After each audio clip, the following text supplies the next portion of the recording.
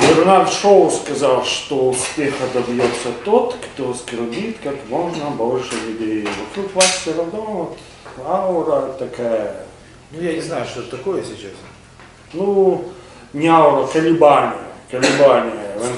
Какие-то колебания вы считаете есть? Да, нехорошие. Нехорошие? Нет. Достаточно в интернет зайти. Николаевич сегодня признался, что у него есть какой-то факт, о котором он не скажет.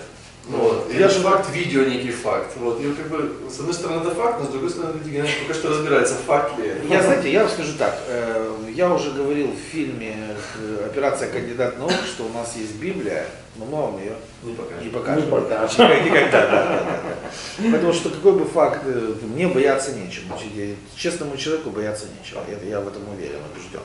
А если кто-то его хочет опорочить, так это ничего с этого не выйдет. Да, то есть по причине того, что если человек когда, знаете, человек совершает правонарушения, преступления, еще какие-то вещи, аморальные поступки, к нему люди по-другому относятся. Да. Ой.